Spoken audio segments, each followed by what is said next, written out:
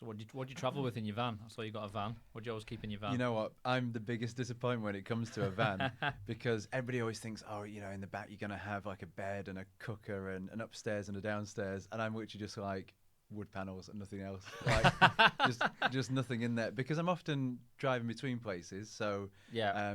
and sometimes I'll need lots of space and lots of kit to take with me, like buoyancy aids and paddles and all that sort of thing. So having more space is probably better than having That is true. lots of camping stuff in there. So at the moment it's like some wet shoes from running.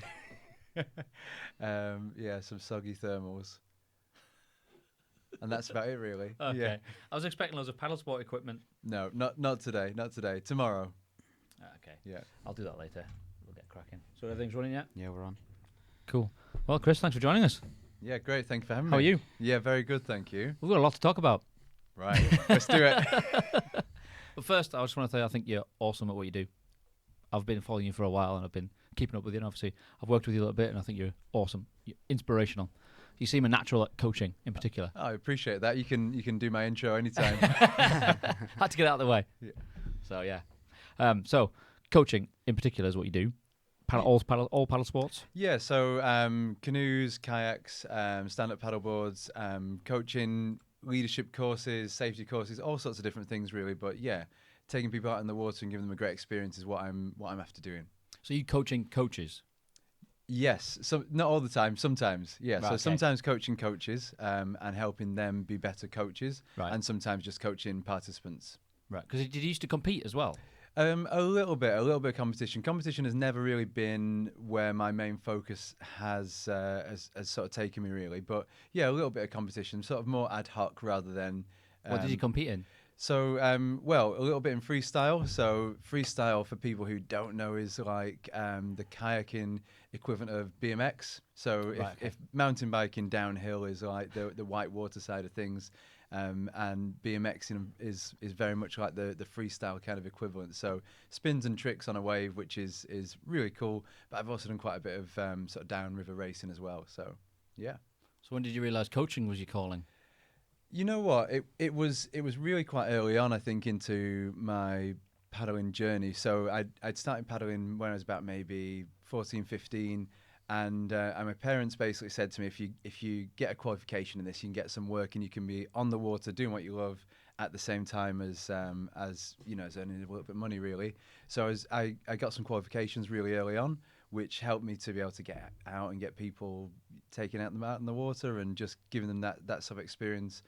And I suppose if we want to be really specific about the sort of terms of maybe coaching and instructing, I was probably just instructing at that stage, but I really enjoyed the longer term development side of things. So it wasn't just about giving people a great one-off experience, but actually helping them long term was something that I really wanted to do more of.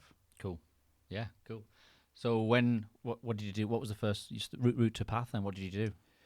As in terms of getting a coaching qualification, yeah. So I became a British canoeing level 2 coach. Well, I was a junior coach actually, because I would have been 16. So yeah, that's going back some time now. How old are you now? I'm 40 now. Okay, yeah. Yeah, so that would be 1998, something like that. I think 99 maybe, and yeah, I didn't know at that stage that that's where it was all going to take me. It was interesting because I suppose there was a bit of a turning point in my life where up until that point I'd been thinking I was going to do some kind of career in media in some way, like this sort of thing here. Yeah. Would have really excited me. That's what I thought I was going to be doing, and I'd studied media studies at school and thought I was going to be going down that path, and then got into a boat like properly 15, 16, and I just started thinking, I wonder if there's a way of doing this as a real job, as a proper job. And a lot of people like over the years and early on certainly said to me, like, make sure you've got a backup career. Always have a plan B. Yeah, make sure you've got something else lined up, so or a proper job in the future. And I've just managed to, I suppose, keep that this kind of work going really, which has been great. Cool. So then it started taking you abroad and stuff as well, coaching. Yeah, so I've been really fortunate, I think, to be able to travel quite a bit with the work that I do. A lot of the time, my travel abroad will be for play as well as for work, which is a really nice thing. And then sometimes one might lead into the other, so I'll stay on for a bit of a holiday. Of course, yeah, you've got to make the most of it. Like, why not? Why wouldn't you? Which is really cool. And I've been quite fortunate to travel to Africa. I've been out to Gambia paddling, to Nice. Kenya, Uganda, Zimbabwe, which has just been absolutely fantastic. What was what was the best place you've been to then? Would you say Best place to Most go memorable? to? So there's two places that have been on my mind since literally I started, like from day one.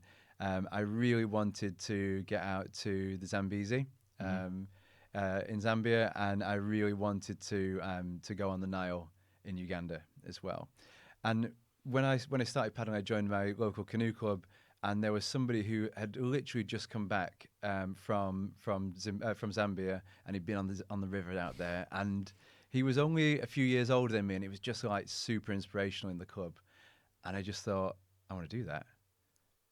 And last year I did. Oh, wow. Which was really cool. Just last year? Yeah, just last year. So it's been a long-term goal. I probably could have gone quite a long time ago. It's not as if my skills have only just got to that point where I could go. But just in terms of like doing other trips in between, and it's quite a commitment to go as well. You know, there's a lot of travel time. Actually getting to the river is pretty full on. And then the actual paddling in the river, it's in a really steep gorge, so it's it's a bit of an expedition to get into there, paddle through, and then getting out of there as well. It involves porters, and there's pretty much a limited access into the gorge if you have some kind of problem. So there's a lot of commitment on a daily basis to do it, but it's just the best thing, honestly. I bet you couldn't believe you were doing it. Yeah, yeah.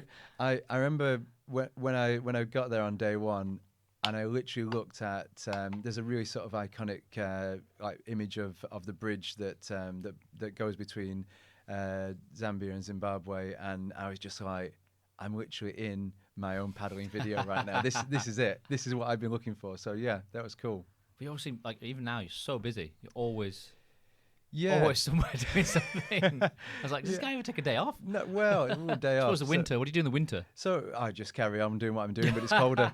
Is there as much demand for you in the winter? So my work changes a bit more. I do more of the work with the coaches Right. and leaders and people who are looking to take people out on the water. I do more of that kind of training over the winter, which is great, to be honest, and I really enjoy doing that. In the summer, I tend to be sort of out there doing it a bit more myself because there's not as much call for the training of trainers as such. But yeah, over the winter, I joke about it, but it's true. It's kind of the same, but it's colder. I'm still out there, and I'm still in the water. Just more layers on. Definitely more layers on. A friend of mine has a really great expression, and he says, "Any fool can get cold."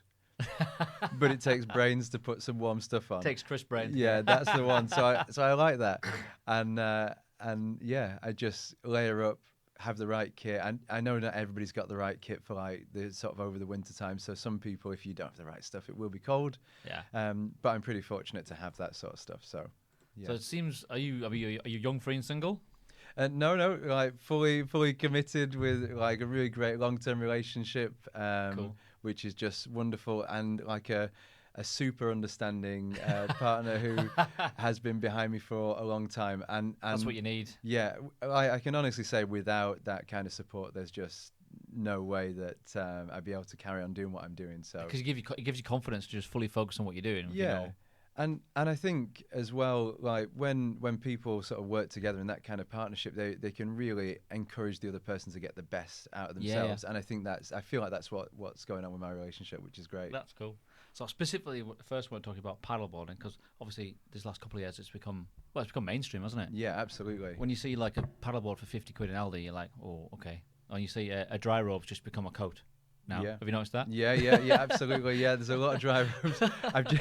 I've just come up past the lake, and there's people out in all of that. Yeah, paddleboards getting pumped up and dry ropes everywhere, which is it's good and bad, I think, because obviously at Ullswater here last year we had somebody who died because they didn't have any of the right equipment. They weren't a good swimmer. They weren't attached to their board. They weren't wearing a buoyancy aid. So that kind of thing is happening more and more now, where obviously the more mainstream, you get people all the gear and no idea, which is kind of what is super important in this stage, isn't it? Yeah, and I think it would be really easy for me to maybe take a sort of elitist point of view and sort of say, oh, you know, don't go out unless you've got everything that you need and all of that. But actually, I think it's really possible to access the water in a safe way very early on. But often what people don't know what they don't know. And that's true, often true, the challenge, isn't it? And there's some really simple things that people can do to look after themselves better. It's just a matter of it's information, it's of education, isn't it? Absolutely. Check the weather forecast. Think about where you're going to go to. You know how far you might be, which way the wind's blowing, what are you wearing. Things like take your mobile phone out with you, and you can get waterproof pouches for them, and that will make a massive difference. But it really has boomed, hasn't it? Yeah. Do you think it's a fad? Do you think it'll die down again? Well, I don't think so, because I think it's been quite in fashion for a number of years now, really, and it just seems to be growing and growing. So, and I really hope it stays, because I really think it's a great way for people just to get out in the water. It's very accessible. Anybody can do it. You can do it as much or as little as you want. You could do it for 5 minutes and fall in and then get out if you want. Or you could do a longer trip with it, which is really good. I think. You can take it as seriously as you want, or as not seriously as you want as well. That's one of the things that I think is great about paddle sport. You don't have to play a 90-minute match. No. You could just do 10 minutes if that's what you want. Yeah, people seem to get a real sense of achievement for I stood up. Yeah. That's all it takes. Yeah, totally. And standing up is optional. Falling in is mandatory, especially at the beginning. Yeah. But just whatever people want to do with it is great fun. And like when I started paddling, we really didn't know a great deal about what we were doing, and we had probably quite outdated kit and equipment. And one of the things that really set me off on the right path was connecting with some like-minded people at my local canoe club. So I'd say if people are a bit lost with where to go and what to do, or just not sure if they know enough to be able to do it, then connecting with some people that do know is probably a great start. Absolutely, yeah. Because in the Lake District here, there's loads of places to go and do. Most people are somewhere quite near where you live, especially now because it's so popular, you can just go and do something. Yeah, and I would have thought that if you turn up at the right time over the weekend and you'll find people that are happy to just give you a little bit of advice or whatever. There's little places popped up all over the place that hire stuff. Well, there's not necessarily tuition, but there's always places to hire stuff. So. Yeah, of course. And there's some great information out, like from the RNLI and from British Canoeing about how to access the water safely. And I just really advise people to have a little look at that if they're not sure. Because I do think it's cool that people can go to, almost their local supermarket and buy boards, but nobody ever sets off with the intention of having an accident, do they? Yeah, but no, that's true. If people, it's just knowing the dangers. It's knowing the risks. It's just general knowledge, isn't it? Which isn't like there's so many people doing it now. Obviously, they're not going to know everything that they should know safety-wise, but it's just a matter of people like us having conversations about it and putting it out there. Yeah, and I think if people are unsure, then that's probably a good indicator that they need to sort of seek out a bit more information. So if they're like, I just don't know if the wind is going to be too strong, for example, then that's the reason to say, let's find out. Let's not go on today, but let's work that one out with somebody who's got more experience, or get somebody to take me out. It also doesn't take you especially like where we are, like to go very far down before the water gets really cold. Yeah, even absolutely. on a hot day.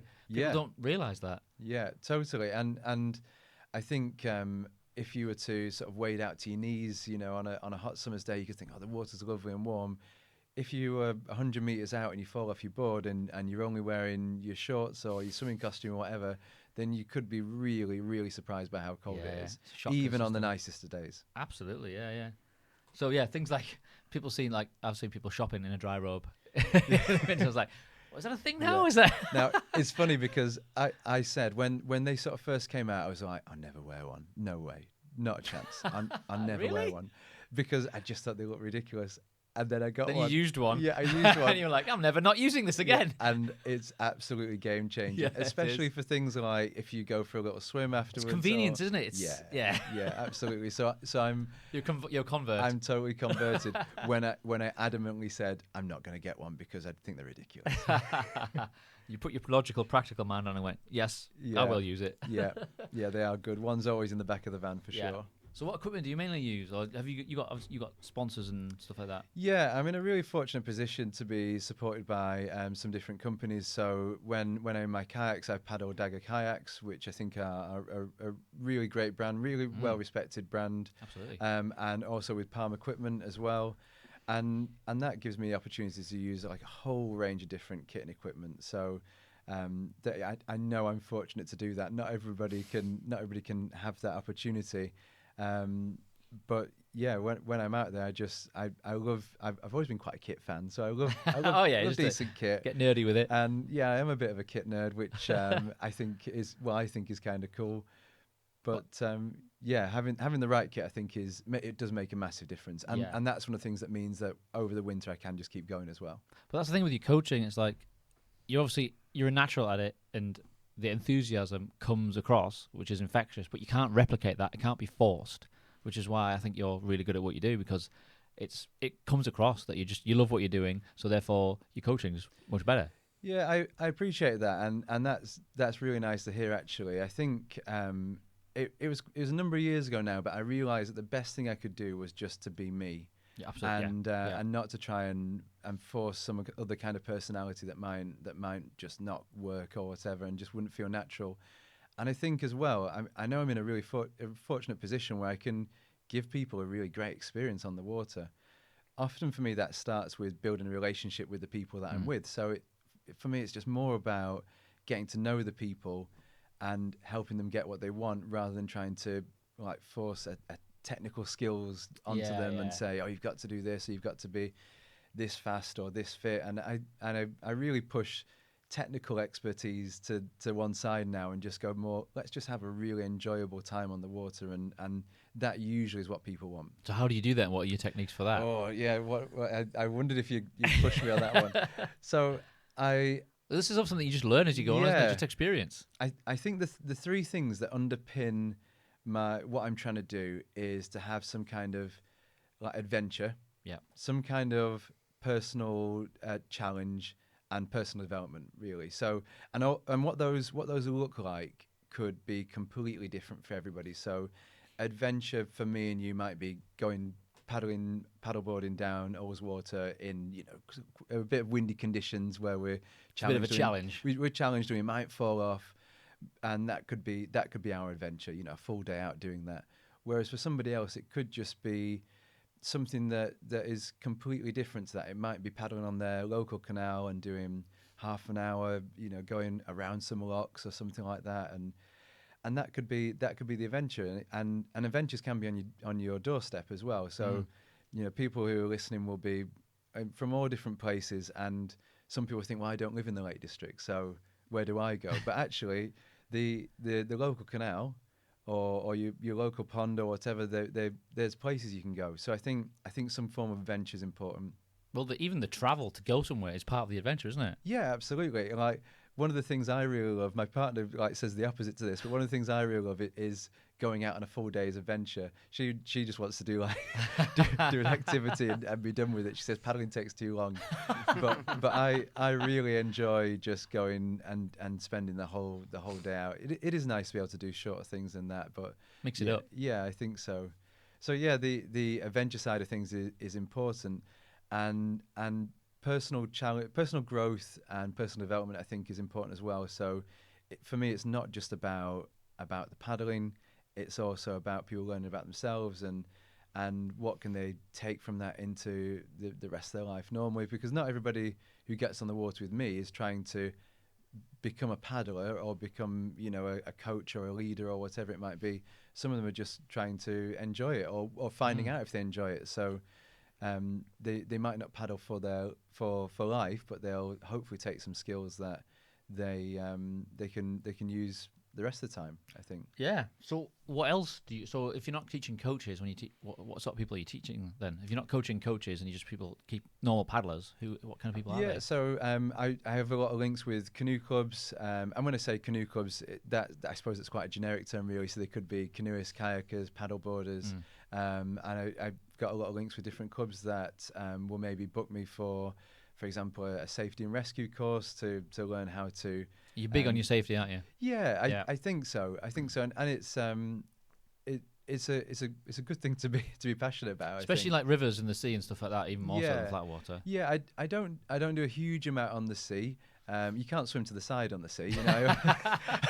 You're kind of knackered otherwise. Yeah, I often joke about that. If I fall out of my kayak in the river, I can usually swim to the side. But if I fall out of my kayak in the sea, that is a different story. But yeah, I do quite a bit on the river, and whitewater kayak is my sort of main passion, really. So that's something I really want to help people be able to access safely. But everybody always wants to be focused on the rescue, like the sort of underpants on the outside, big S on your chest style, like going flag sticking out your back. That's the I'm one. coming! Going in like a hero. Everybody wants to focus on that because that's the sort of real cool, tangible skills that we can do. People often do that at the detriment of the safety side of things. So they'll maybe make a decision that that isn't great, which will then put them in a position where they need then those rescue skills. So for me, those things come hand in hand, but the safety ideally comes first. And there is a lot of like technical cool stuff to learn with the safety side of things as well. So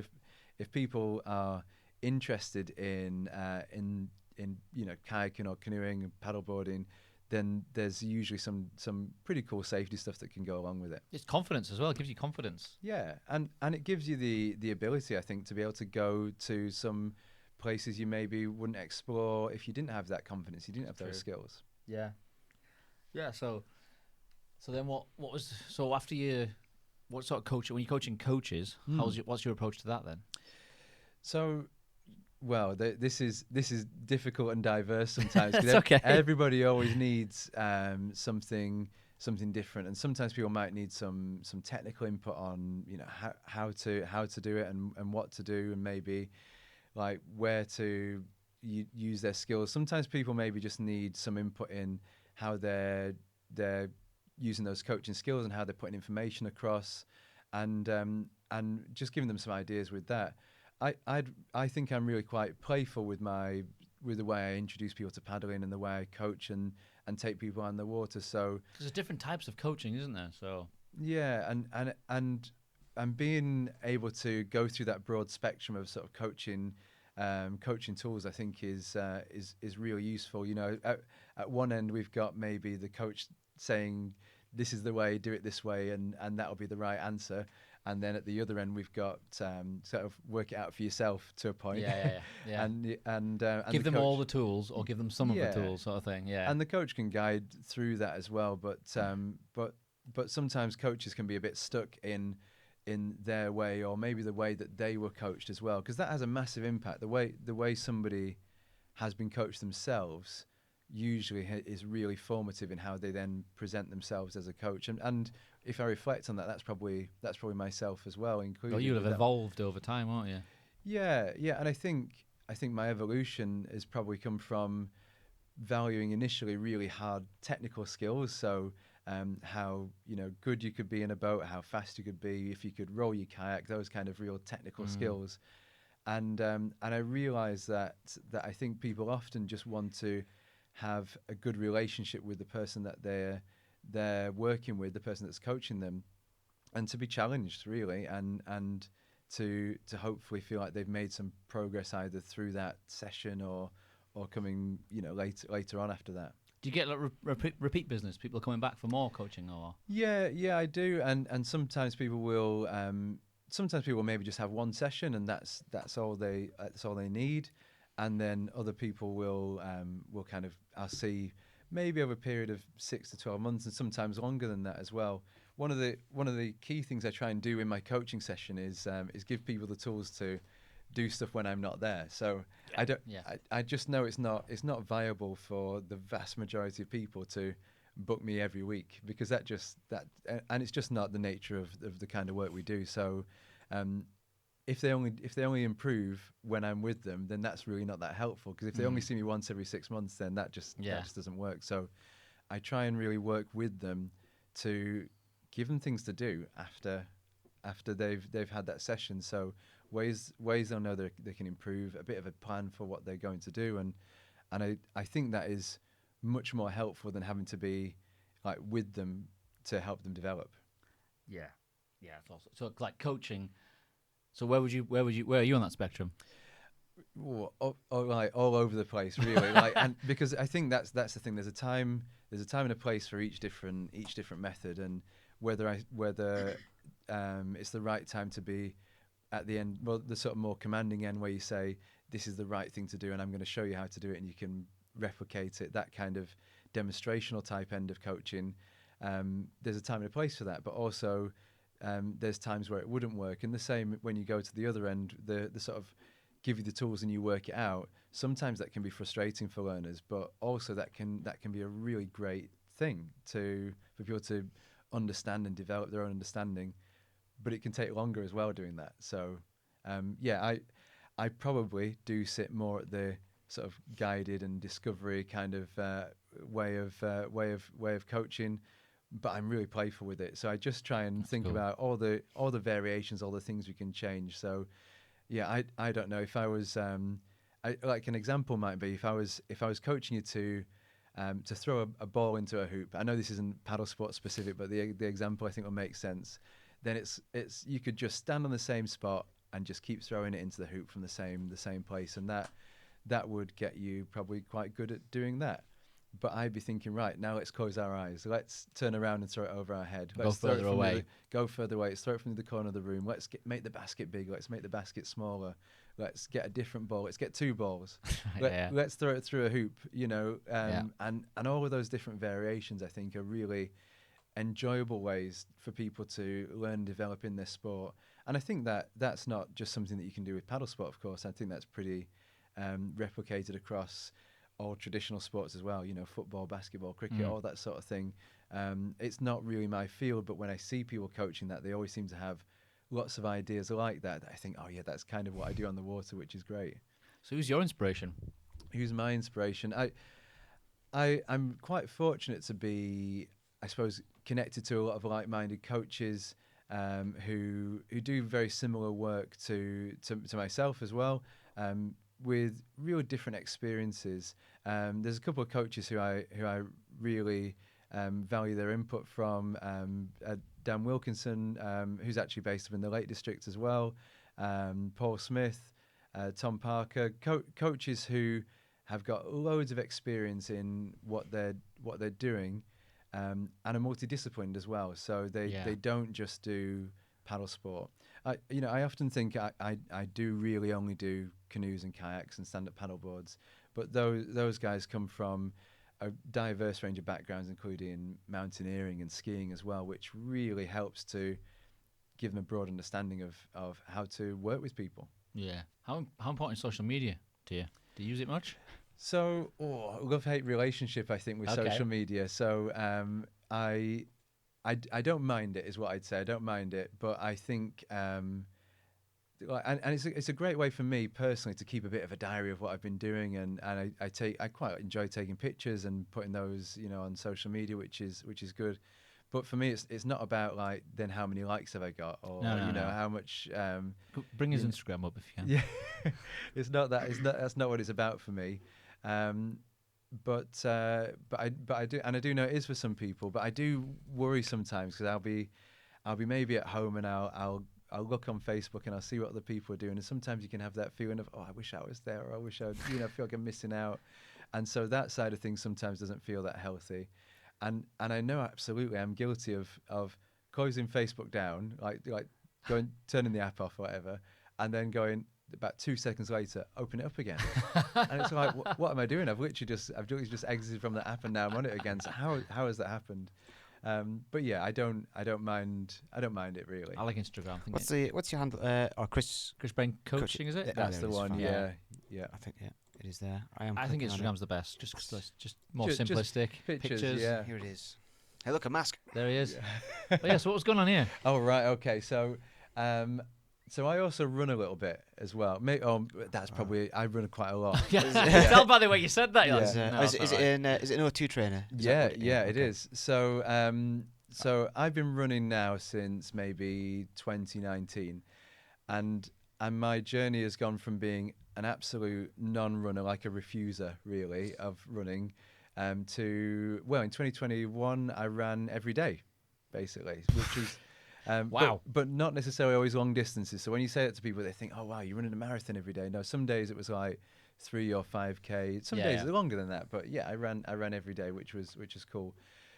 So I've been on a bit of a mission of how do I get better at that? And of course, being a paddle sports coach, I feel like I've got a deeper insight into what might help me to improve and what might get me better. And it's been on my mind to have some VO2 testing and some lactate threshold testing as well. So this is a matter of get on the treadmill with this mask on, and you start off at, or I started off, I don't think it's quite the same test for everybody. I started running at, I think it was 9k an hour, which is, is reasonable. I was kind of jogging along there, that was good. And then every minute it goes up by another k. And then every minute it goes up by another k, and it just keeps getting faster and faster. It's like a bleep test for runners. It is like a bleep test on a treadmill. Yeah. And I've never ran that fast on a treadmill. I've probably only been on a treadmill a handful of times in my life, so I don't use it at all. And having like the big mascot in front of you is really weird as well. I kept catching the wire. I was swinging my arms and I kept catching the wire, but it was good. And that information. What did you learn from that? So. Well, a nice confirmation that my lungs seem to work effectively, which is good, and apparently my VO2 level is kind of good for my age. What's VO2 level? How efficient your body is at using oxygen when you take it in. Oh, okay, right, so, yeah. But the other thing that I was doing there was some lactate threshold testing. So basically, how high your heart rate can go before there's a spike in lactate in your blood, basically, which just leads to fatigue and a massive reduction in performance. So having been on quite a few long runs and then having had like some really big like crashes, I mean, like physically crashes, not like as in like falling over, as in just going, I'm just so tired. So like, what is wrong with me? So I've been on a journey for a while to work out, is it that what I eat? Is it what I drink? Is it age? Is it age? Yeah. I'm a couple of years older than you. It's not that, hopefully. But yeah, trying to work that one out. And also by being able to by knowing that information, it means I can work out the heart rate zones that I should train into more effective at training. Yeah. So I'm doing the Great North Run in September. Oh, right. Yeah, cool. So I really need to ramp up my running for that. Yeah. Have you done many events? Running events? No, I haven't actually. I used to, for where I used to work, I used to run the Manchester 10K every year. And the funny story with that one is that I really wanted to do the event because there was always like charity places for my workplace, and I wanted to do it. And when I got one of the places, I thought, great, well, I'll go out and do some training. And I absolutely hated the training. So when I did it the following year, I just thought, well, I like the event, but I don't like the training. So I just turn up and do the event. Running is, I like running, but I also find it quite boring. It's particularly treadmill. I can't do treadmill. Yeah. I'd rather go out for a run. Yeah, I don't do I don't do any treadmill work at all, apart from that testing just recently. So I'd say just, again, be playful with it. Try and go for slow runs, try and go for faster runs, change your pace as you go. I think progression is good for more rewarding. Go for like a couple of K, then go for 3K, then go for 5K. Yeah. Build it up. Totally. And just, I'd say just set your own rules as well. Yeah. So when I started running, I think one of the things that held me back, and it was myself holding myself back here, was I thought I had to compare myself to what other people could do. No, you compare yourself to yourself. Yeah, well, I know that now. but at the time when you're setting off, you're like, oh, well, I should be running 5K in this, or I should be running 10K, and you only know certain distances. You only know basically... You don't know what you don't know. 5K, 10K, half marathon, and marathon. Like, those are the only distances that seem to exist when you start running. So don't be afraid, I think, to go out and just run or walk a K or half a K. Yeah. And if there's an uphill, just, if you want to walk it, walk up it. And at some point, you'll probably find yourself having run to the top of it, and that's great as well. Yeah, somebody I know, look up Harry Lancaster. He has become very popular, and he just like videos about running, right? About his limits, about I like a bit of coaching, but he just runs. He gives you the stats of what he's doing, he gives you why he's doing it. Very, his socials are just taking off because everyone seems to be into running these days. Is that him? There he is. That's a runner. Some of it, like, he's getting really good times on all these races. Wow, 10K in 32 minutes. That's outrageous. Oh my god, that's my 5K time. At a push. Yeah. And this is kind of what I mean, though. I mean that's that's a great. I think that's a great time. Like that's for me, that would be a lifetime best. I would have thought, but to get anywhere near there, but you can see there, and you could easily kind of go, oh well, I'll never get there. And when I used to run, as I said, the Manchester 10K, I think I ran that maybe 4 or 5 times. Like my time would be double that.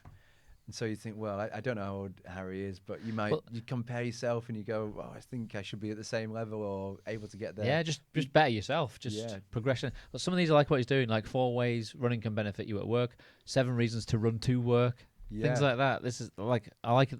It's not just specifically about running, it's about why and the how and how can it benefit us in general. Plus, then he goes to races and absolutely smashes it. So. And that kind of idea of bettering yourself through physical activity really resonates massively with me, which is great. So it's like, it's for me, he doesn't come across, it's like, it's not showing off.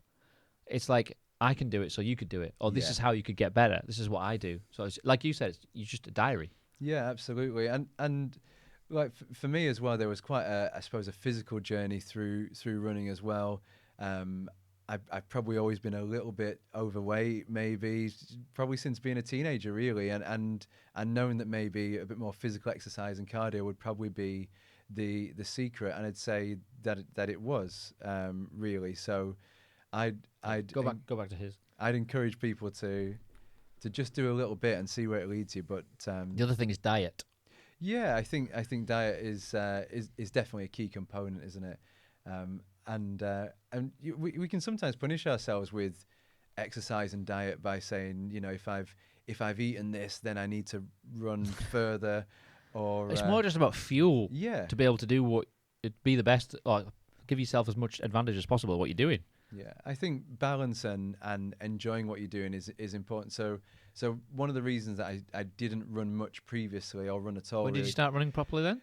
I probably started running properly 2019. So okay. Yeah, just like before the sort of COVID and lockdown and all of that, and but that really then accelerated me or gave me the opportunity to do it like all the time, really, which was wonderful being able to get out.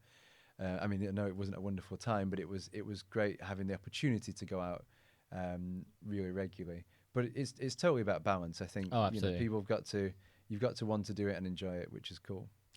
So Harry Lancaster's coming on the show at Christmas. So oh, cool. He's not far from here. But yeah, so diet is. Do you watch what you eat if you've got a lot on? Is it a part of your setup? It's not something I'm as focused on, I'd say, as maybe I should be. That's me just being really honest. But I think, but it's something I'm really mindful and really, really aware of. And as I suppose as I'm getting older and I'm getting more focused on actual training, like with the running, then I'm a bit more focused on it now than I ever have been, really. So, yeah, I probably do enough exercise to counteract it. But you're very active, so. So, like in your buoyancy aid, things like that, what do you take with you? What are your little tips and tricks? So, in that buoyancy aid, there's inevitably some malt loaf. I'm absolutely obsessed with it. Love it. And you know what? Malt loaf, just anything, like just malt loaf as it is, malt loaf and butter, malt loaf and jam, toasted malt loaf. I mean, you can't do toasted malt loaf on the water, but you get where I'm going with this one. Yeah. So, I absolutely love it. But, so any of those kind of little miniatures are really good. But, like technical stuff in a buoyancy aid, I suppose I've got my phone there as well and my keys. Like nobody wants to be separated from your phone and keys on the river. Trust me. What my keys? What my phone? That's the one. That's the one. I say that to people, and sometimes people don't get what I'm on about. I think it's a certain age that I think. That. But obviously if you end up out of your kayak on the river, your kayak is just floating downstream without you. Yeah. And you turn and look at it, and if you're waving your keys and your phone goodbye, then that's not a great thing. So they should be on your person. That's one of those top tips. Have them with you. But imagine like a knife or a whistle. Yeah. So a couple of bits of safety kit. So knife, whistle, and usually like a tape. It's really similar to like what a climber might have, like a sling with a carabiner. Just gives you a few different options when you're rescuing. In all honesty, for most of the stuff that happens on the river, they're not really needed. We don't need to cut stuff very often. We'd only really probably blow a whistle in an emergency, and those tapes are just useful if you need to kind of move like a boat around back to somebody. If it's more just in case, isn't it? Yeah, absolutely. Yeah. So the thing that gets used the most is definitely that malt. It's more like you've got stuff there just in case. Yeah, for sure. But but looking at this, you tend to do more kayaking and stuff like that than you do paddleboarding. Yeah. So it depends, I suppose, on the work that I've got on at the time. So more recently, I've been in a kayak quite a bit this year. What's your favourite thing to do? Favorite thing, I think, whitewater kayak is where I started. It's where my heart is really. But for me, it depends a little bit on what water I'm going to be on. True, So, location is a big thing. yeah. So like if I was to come, and I've been around all those waters today, so if I was to be on there, then I think a paddleboard or a canoe would be a great thing to be out on. If I'm on the river, it's usually my kayak. If I'm in the sea, then a sea kayak is definitely the best kind of. Well, for me, it's the best kind of thing to do there. But yeah, so paddleboarding does feature quite a lot for me in some of the work that I do as well, and of course with it being super popular at the moment, there's loads of people out there as well. So. What's going on here? What's this? Oh right, okay. So This is For the people who aren't just Seaside listening, Sumo we're Championship. all like stood in a circle with our hands, knees bent, arms to the side. yeah, so one of my favourite courses to run, and I absolutely love it, is the British Canoeing Paddle Sport Instructor course. So if somebody wanted to take their friends kayaking, either canoe, kayak, stand-up paddleboard, or work for a centre or a club or something like that, then like as an entry-level qualification, it's a really great option here. And it's all framed around games and activities and just fun things to do with people in boats. And one of my favourite sessions is the warm-up session. So we spend like 20 minutes just looking at different ways to engage people on the water. And often people want to remember things from like school PE, like lots of stretches and lunges and jogging on the spot. And I'm like, come on, let's just make this more fun. And this guy here came up with this crab activity where he was like master crab, and you all had to copy him, and he just kept doing loads of random things. And it's one of those where when somebody explains it, you go, oh, I don't know if I'm going to be up for that. Yeah, and then you try it. And then you do it, and it's just the best time in the world. It's also like an icebreaker, I would imagine. Yeah, absolutely, which is nice. And I remind people as well that sometimes when you take people out in the water for the first time, the actual kayaking or the canoeing might not be the best part, but all the interaction with the instructor and all of the games and the other things that go on around the paddling can be just as important. So Yeah. Because I mean, a job as a paddleboard instructor or any paddle sports coach is much more prevalent these days than it ever was. So for anybody listening, it's certainly, if that's what you're into, it's definitely there. Yeah, absolutely. And as I said, there's qualifications you can go and get, and I think that's a really great starting point to be able to turn up to a local activity centre and say, actually, I've got some paddleboard instructing qualification. If they've got paddleboards, then inevitably, probably with a bit of supervision, they can let you loose with a group, and it's just the best job in the world. It really is. It seems that way. Well, if you love it, it is. Yeah, totally. So you're very fortunate that your passion is your job.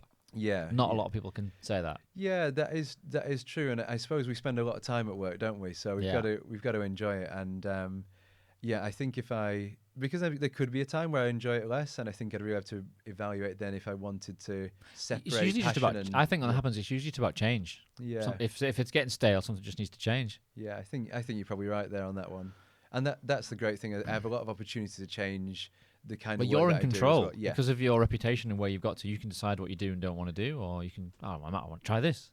Yeah, totally. And if I'm enjoying something a bit less, I can kind of take less of that work on or whatever. But the problem I've got is I love it all.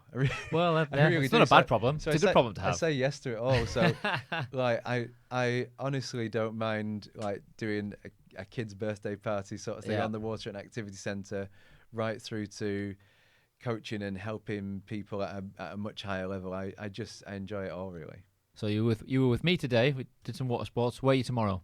Where am I tomorrow? So I'm off to Brennan tomorrow in North Wales. I knew there'd be somewhere miles away. Because over the next few days we have some trainers that we're training that are going to be out helping other coaches as well on a load of the different qualifications that we offer. So it's So that's Thursday. Where are you Friday? oh, well, it's an all weekend thing. All so weekend. Okay. so it's all What's next week? What's next week? Next week, what am I doing next week? I have to look in my diary to find out the answer to this one. I'm off a few days next week, which is really nice. So it doesn't happen all that often. I try and make sure I do a little bit over summer, so I don't just spend the summer. Do you actually go on a holiday that doesn't involve paddle sports? Oh, it's a bone of contention, this one. So yeah, I do. But I'm probably pretty guilty. You're like, I booked this holiday, and she's like, "How far from a river is it?" and that's exactly what happens. Fortunately, my other half is really keen for me to just do that sort of thing and to let it happen. And I think, as I said before, that's probably one of the best ways to get the best out of me as well. And she's really into open water swimming as well, so we can combine those two things together quite a bit, more so now. So yeah, that's really cool. But every now and then I do go on like a normal, what you might call a normal person's holiday. I went to Cape Verde a few months ago, which was really cool. That was like a proper lie on the beach kind of holiday. Wow.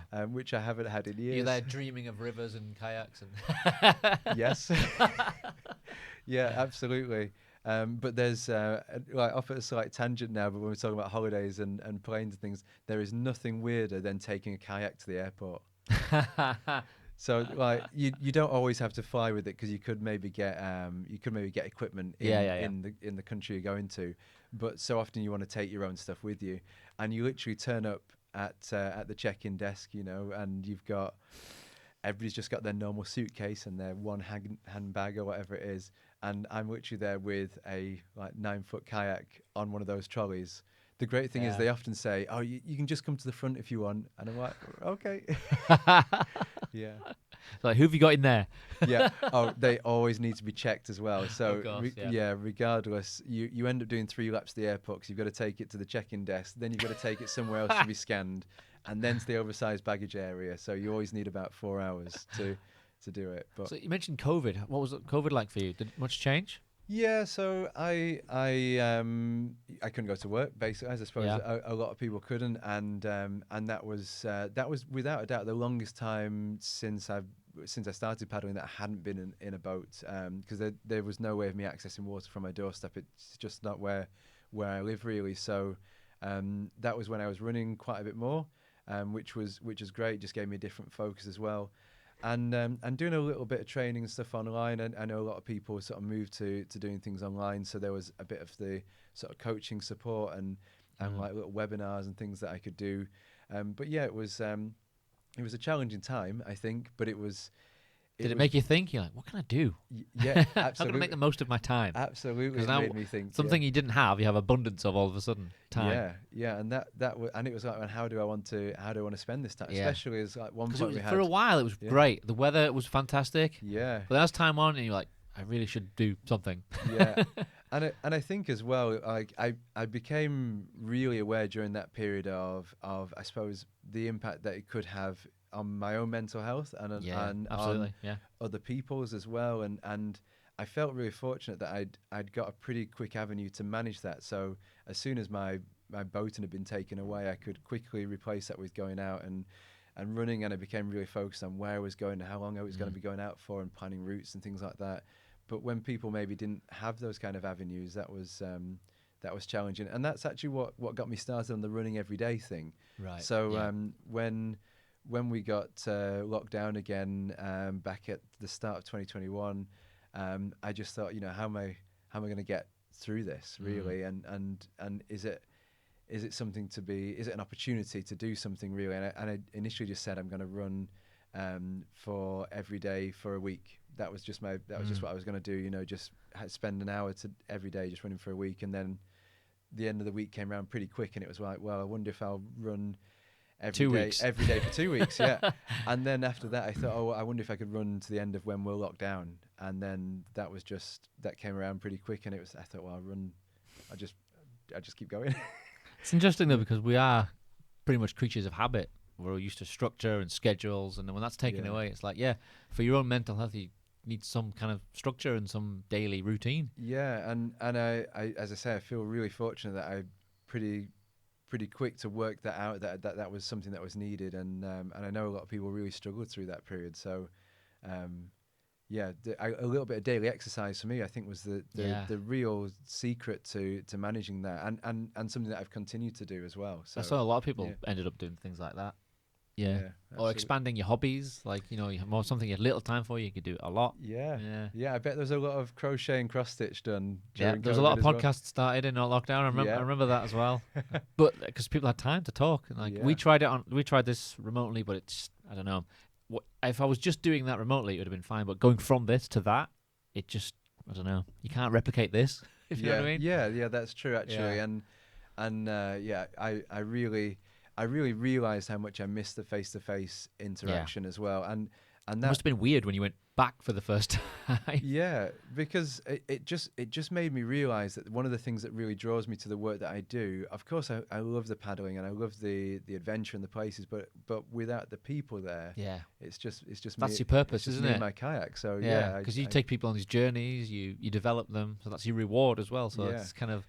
Otherwise, you're just doing it for yourself. Yeah, and you know, some people do like solo adventures and that sort of thing, and I quite like a bit of that myself sometimes. But what I always would need to come back to is being around people to do it with. And I say to people, if you don't like people, then it's probably not quite the right job, really. Yeah, but the thing is, it's paddle sports is something you do solo or with a group, so it has that broad appeal as well. Yeah, absolutely. I think for a lot of people, it's great to have people to go with.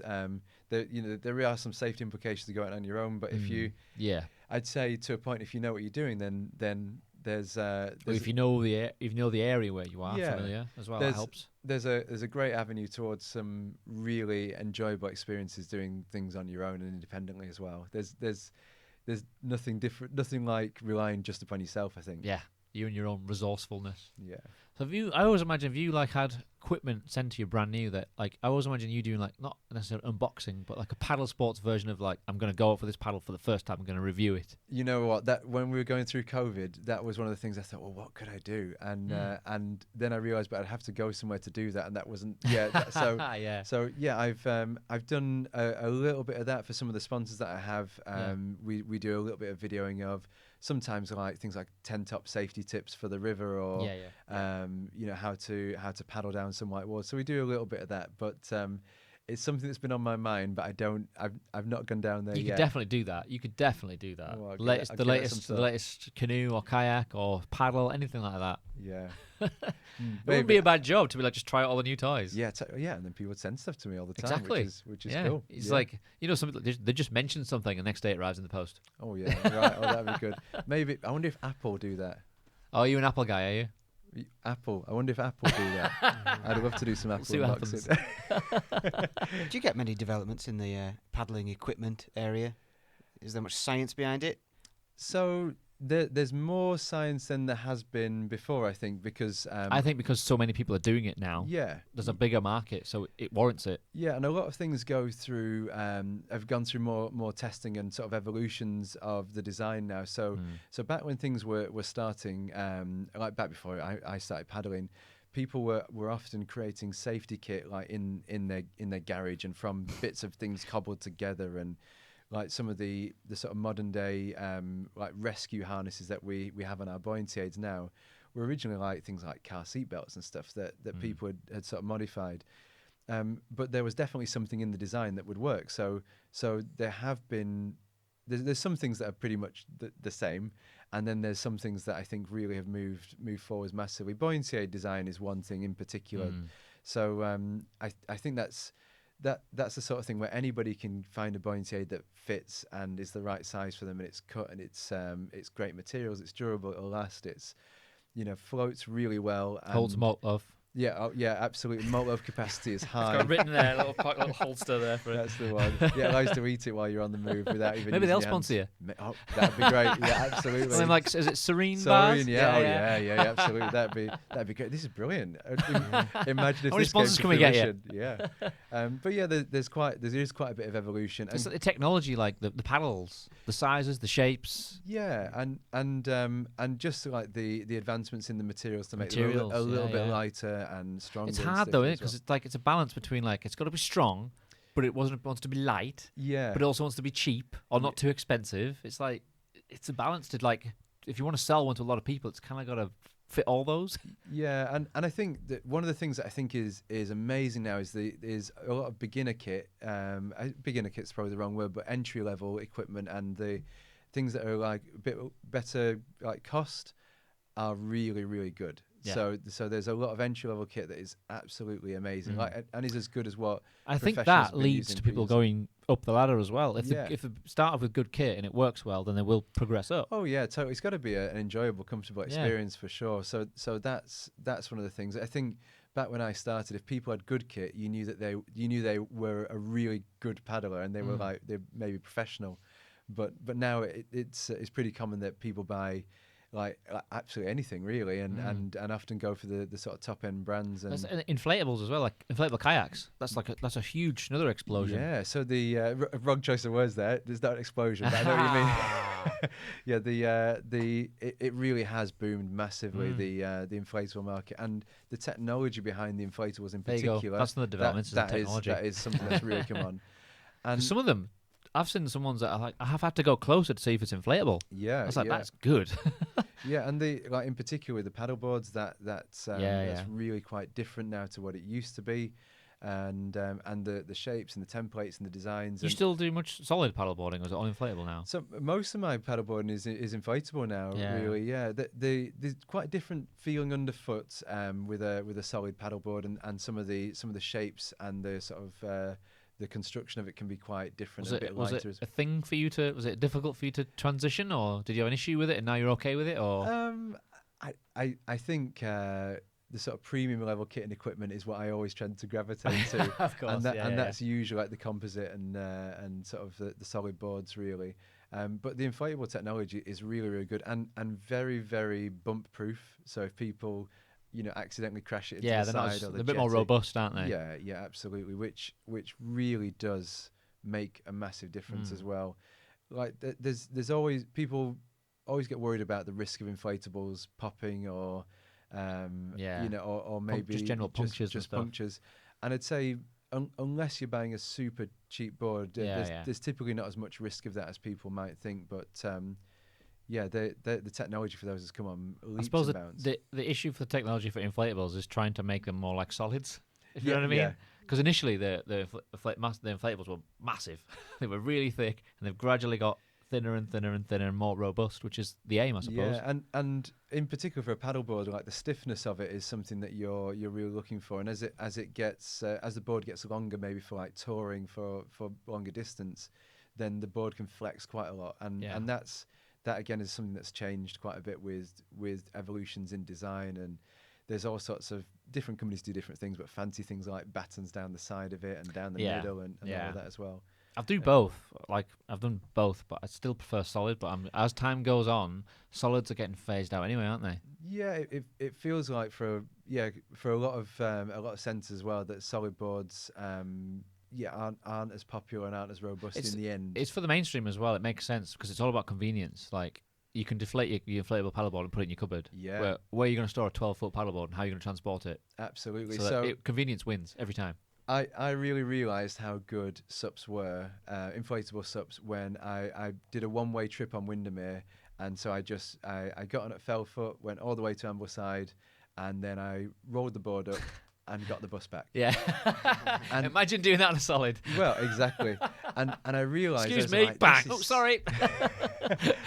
And I just thought, this is such a great thing. Like, this is, what a great idea. And it had never occurred to me until I was literally about to do that trip that I could just simply roll it up and get the bus back. And that makes it much more environmentally friendly to a point as well. And I've still had to drive there, but it does mean that it's better than taking two vehicles, which you might typically do for that trip. And it is super convenient as well. There's a load which is why that's part of the reason why it's hit the mainstream, is because of that convenience. Yeah. If there were no inflatables and it was all solids, there's no way many people would be doing that. Yeah, and that's one of the things that I think sometimes can hold people back from paddling, is that you do have to store stuff somewhere. So if you've got a 17-foot sea kayak and no garage, how does that work? So if you've got an inflatable SUP or inflatable kayak or canoe, then just being able to roll it down into something that's the size of a suitcase is brilliant. And they're easy to get on planes as well. Yes. So the kayak, hard to get on a plane. And get an electric pump. Yeah. For God's sake. That's a good tip, actually. You see people like, I've been with you a minute, I'm knackered now, I can't be bothered to go. Yeah. So I used to say, I don't mind doing the pumping. I'll do that, and that's all right. It's a good warm up. And then every now and then It's I'm a bit like, more than a warm up, though, isn't it? yeah. Every now and then I'm like, can I borrow that pump? Actually, can I borrow your extra Yeah. pump? You know, they're going from solids to inflatables reminds me of going from CDs to MP3s. Right. Okay. Because Yeah. people would no, I'm staying with the CDs. I love my CDs. But it's like, yeah, but you could get all of your albums on this little device here. You're Yeah. like, oh yeah, that does make sense actually. You can listen to whatever you want at any time. Absolutely. I remember when I got my first iPod. There's another Apple link. There you go. But I remember when Mr. Apple. when I got my first iPod. In fact, my only ever iPod. When I say that, I was literally looking at thinking, this is something from the future. It was like. Do you remember mini discs just before that? I was big into mini disc actually. Yeah, mini disc was the way. But it was the disc that was the problem. It still was disc. It wasn't fully Yeah. digital. Yeah, I was well into. I had a mini disc Yeah, player I in my remember car. that. I felt like the absolute boss having a mini disc player in my car. I was Because you're similar to me, so you remember Walkmans. Oh yeah, tapes. Yeah. That before was that. yellow Walkman. For You sure. won't remember that, will you? I know what a Walkman is. Yeah, you know what they are, but you didn't have one, did you? I You think, I, old think, enough I to think I have it? did. Yeah, Okay. not like go to the shop and buy one for myself kind of thing. They Okay. were just something that I found in the house lying around. Yeah. What's that no this? one used anymore. What's this with dust on it? But when we were Yeah. kids, it was it, wasn't it? Yeah. Remember, yeah. having to turn the cassette over and to fast forward it to rewind the other side. Absolutely. Yeah. Yeah. The sound quality was awful, but we didn't know any better. I remember I bought my mum.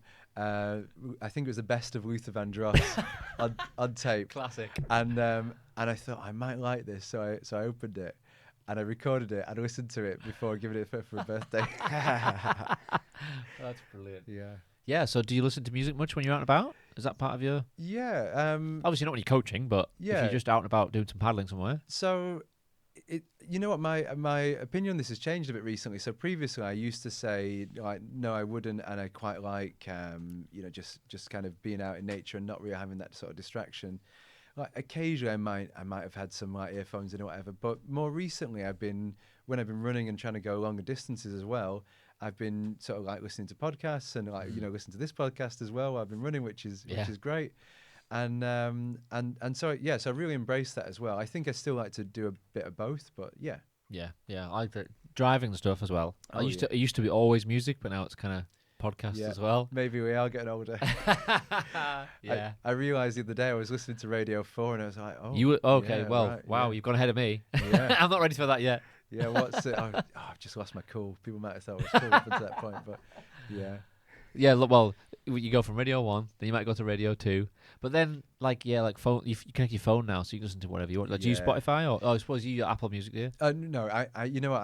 I use an Apple Mac as my computer, but everything else is Android. So Oh, so you're not Yeah. fully in the Apple no, universe? I'm not fully in the Apple, although I would like to be. And So you have an iPhone, though? no, I don't know Android. So Android. yeah, Oh, interesting. Android and Spotify and all of that, which I is love Spotify. which is It's great. brilliant. Yeah, and how I suppose consume music has really changed massively from being that person who really into bands and following bands and then buying cassettes and CDs and reading all the inlays and everything, and Yeah. to now you just don't really do that in the same way listening No. to music. Well, from- artists don't really release albums anymore. yeah. They do, but they also just release a bunch of songs. Here's some songs. I'm going to go on tour, so I need some new songs. They don't necessarily put out an album out because they don't have to.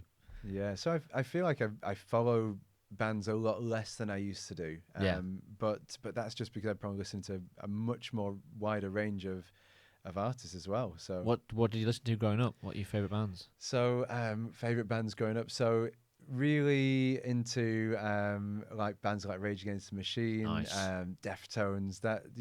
Those kind of bands that, like Linkin Park. When I was that kind of maybe I was probably 16, 17, 18. Makes you sound really angry. yeah. Bit of rage. Yeah, but just something that sounded really different. Always been quite into a bit of rap music as well, and hip hop, which is just I suppose that's been like a bit of a constant through. Yeah. Not necessarily like the sort of really like aggressive type stuff, but Yeah. just like bands like Jurassic 5, where it's kind of more about that kind of like just flow and rhyming has always been really great for me as well. And sort of like into like some ska punk bands and that Nice. sort of thing too. So pretty wide ranging really.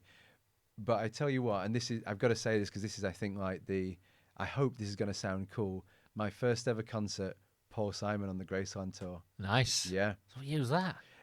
You know what? I was really young. My dad took me, so I think I would have been. I think it's about 88 or 89. I think. Wow. So I was 88. I was 7.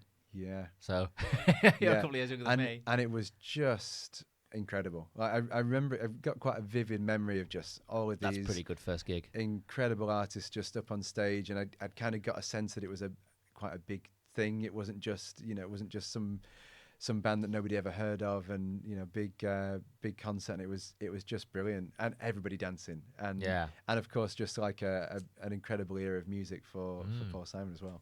So do you go to many concerts, or have you over the years, or gigs, festivals even? So not a huge amount of festivals really. A lot of gigs. Who's the last band I went to see? I went to see Skunk Anansie. Oh, nice. Yeah, which where was that at? That was where was that? That was in Manchester. So. You're near Manchester, aren't you? Yeah. So I'm near Manchester, and that's a band I've been on my radar for years to go and see, and I was absolutely blown away by how good they were. Yeah. Like really, it's funny when really it's some good. older bands when they come back, you think, can they still do it? Oh, sometimes they can, sometimes they can't. they were incredible. Like the vocals, but just the music was just sensational. But I realised again, I think I'm getting a touch older. I was like, it's really loud. I knew you were going to say that, because I had the same thing. Yeah. I always wear earplugs. Yeah, well, always. I looked around and I was actually quite impressed at how many people were wearing earplugs because that's something that would have never been. If you go on to my a lot mind. of gigs, you should definitely wear earplugs. Yeah, and I thought that was like next time I am absolutely going to wear earplugs for sure. Yeah. Yeah. But like it's safety equipment for that industry. Yeah. And like making the sort of paddling connection, wearing earplugs is something that I do on the water as well. In terms of because paddling. kayaking, you get a lot of the slapping, don't you, when you roll over? Yeah. So we're at risk of what they call surfer's ear, which is it's a bit like tinnitus, isn't it? Well, I'm not sure actually. I think like it's constant sounds and. When everything's quiet, you can still hear certain things. Yeah, and there's and you can have real hearing loss as well with it. So it's a common thing with the it. cold water being pushed into your ear creates like bony growths basically in your ear, which are just not good for you at all. In any so way. like the helmets have those covers over that protect your ears from stuff like that. Yeah, and that will absolutely help. But the sort of best thing is to have like custom molded ones from your audiologist or whatever, or Specsavers or something like that. Yeah. So your ears are for life, aren't they? So got to look after them for sure. But going to that Skunk Anansie concert, I absolutely thought I've got to get some earplugs next time. Your ears are ringing the next day. Oh, they absolutely were. But then it felt really good. It was great to go and see them for sure. Cool. Going back to more specifics about paddle sports. Recently, so the British Canoeing became the governing body of paddle sports. So it was B Super. For paddleboarding. Paddleboarding. Yeah, so previous to that, we didn't have in the UK we didn't have a governing body as such for paddleboarding. So it's been something that's been talked about like in the background for a long time, really, about whether or not it's needed, whether or not British Canoeing would do it, or it would be one of the other organisations offering. I think it's reached a level now where it does. Yeah, and I think it's really healthy, and I think it will help move the sport forwards as well. Yeah, and give people a really great benchmark in terms of qualifications and training and things that they can. So they seem like the natural choice. Do you think? Yeah, I absolutely. Were you involved in any of that? Not involved in that side of things. No, I suppose my involvement comes at the next stage, really, where I get out there and I train the trainers to deliver the courses that we would then run as the governing body. So you were happy with that decision? Yeah. I think it's going to really move the sport forwards, and there's so much infrastructure through British Canoeing in terms of experience of running and writing qualifications and also giving safety advice that I really hope will move everything forwards. There's always room to grow as well, so I think British Canoeing are pretty good at getting things right, and if people have been aware of them or involved with them previously, it's quite a changed organisation over the last several years, really. So it's really moved forwards massively, and I think it will be helpful for the sport of paddleboarding for sure. So what will be their key role as the governing body to do what? So, governance of things like qualifications, and sort of setting out sort of frameworks for that, but also giving clear safety advice to people as well, and as well as working with the other organisations, like you mentioned, Be Super, and some of the other organisations as well, to work coherently together. Yeah. Because there's some great things going on around the UK with paddleboarding, and the thing that is absolutely common between everybody, whether it's somebody from a different organisation or from British Canoeing or wherever, is that people are passionate about it and they want to make it better. So Yeah. I know that the intention is to And work safer with, as well. Yeah, absolutely. So I could imagine like a TV commercial about basic safety, like that would be sponsored by the British Canoeing. Do you know what I mean? Things like that. And I know there's Which would feature you, obviously. Of course. Yeah. One day I'll age out of that role, and yeah. I always worried that somebody will say one day, you know, oh Chris, sorry, we mean someone else. You know, just like move So over. you're now. second choice. Sorry, Yeah, we missed. move over now. But yeah, I know something that's being pushed now is more information at the point of sale as well. So. Yes. So when Yeah. when people go to their local supermarket or whatever, and you can buy paddleboards there, you know, when they're on sale often through the summer, that there's more information about where to go, how to keep safe, Yeah. and what to do. That makes sense. Actually, at that point, and that's something which I think has been needed. People haven't necessarily, I suppose, realised that it was needed, but there's a lot of instances of people buying paddleboards and then getting out there and getting into trouble really quickly. Quickly, yeah. Yeah. So yeah, just it's education, safety, just Yeah. general awareness that people like you have a role in like spreading that, I suppose. Yeah, and I am aware of that role as well. People will often look to me for advice or for an answer. Sometimes people are left with a bit of a, is it this one or is it this one? And they say like, Chris, just tell us what the answer is. So I know I've got a lot of responsibility with that, but it is super important, I think, for people to have some clarity. And I think moving forwards with the governing body, that's what British Canoeing will do. So what goals have you got left to achieve? What else would you want to do? Oh wow, there's just like loads of things in paddling. There really is loads of things, and I suppose it would depend on where my focus would like to go. I'd love to go back to the Zambezi and paddle on there again. Like one trip is just never enough to a lot of these places. So yeah, I'd love to get out there. I've never been out to Canada, so I'd love to get out there as well. There's the Yukon River. There's like so many great places out in Europe. I've travelled in Europe quite extensively, like in the sort of alpine regions in particular to paddle. But there's so much stuff there too to go out to, and even things like surfing and Have you done much of that? surfing in my kayak. So yes, Oh, okay. yeah. I've done a little bit of board surfing, but I'm definitely better in my kayak. What snowboarding? What about? Have you done that? Yeah, a bit. I did that first before paddleboarding. I think that helped me. Yeah. Just the general physics of it. Yeah, and you know what? With a lot of these sports, there's loads of transferable skills in regards to like how the board interacts with the snow is very similar to how a kayak would interact with the water on a Yeah. wave. So It's funny because like the battle between skiers and snowboarders was like some people don't like having separate legs that can go either way when something goes wrong. Some people hate having their feet strapped to a board. Like you just yeah. Well, I was probably doing a bit of snowboarding when snowboarding was cool, but it seems to be that skiing's the cool one again now. Yeah. So yeah, skiers used to just get in my way. Like you just be mind your own business. I think I used to get in everybody's way when I was snowboarding. Well, yeah, it's always a bit of both, isn't it? Yeah. It's fun though. But God, the first time I did it was in Canada, and it was just I must have spent like a week just getting up, falling over, picking myself up, until eventually, because it was just higher. There was no coaching then. It was just like, and eventually oh yes, this is what I do. I remember the next day there was 4 of us in a hotel room. The next morning, just going, all you heard was oh. I felt like we've been to the gym all day, not snowboarding. Yeah, absolutely. They're like some sports have quite a painful learning curve, don't they? Steep learning curve, Yeah. yeah. But once you hit a certain plateau, it's just like, yeah, Got for it. Sure. But yeah, then I did my wrist. Ooh. So that was when, that scar there. Oh, ouch. Yeah. I So broke my hand out. You've just reminded me of that. I forgot I did that. I broke my hand snowboarding actually. Oh. Not nothing major really, but just I was coming down a ski slope up in Scotland, so all natural snow, and then right at the very end where it kind of worn out, there was a bit of the dry ski slope material, and I slipped on that and put my hand down through it. And I thought, of all the places, like there's only like 5 meters of it. What was he doing? A double black, triple? No, he's just on the bottom there. Literally coming to a stop for the ski lift. Literally, my day one, the first time I got there, bottom of my first slope, was someone being carried on a stretcher with their head alive, but just to the head of the stretcher. Go, oh, I was like, yeah, that's great. This makes me feel full of confidence. Yeah. But I did snowboarding first before. I forgot all about that as well. But yeah, I actually broke my wrist playing football. So really boring. So, but that ended that. So I did 3 seasons, and then it was like, never doing that again. Yeah.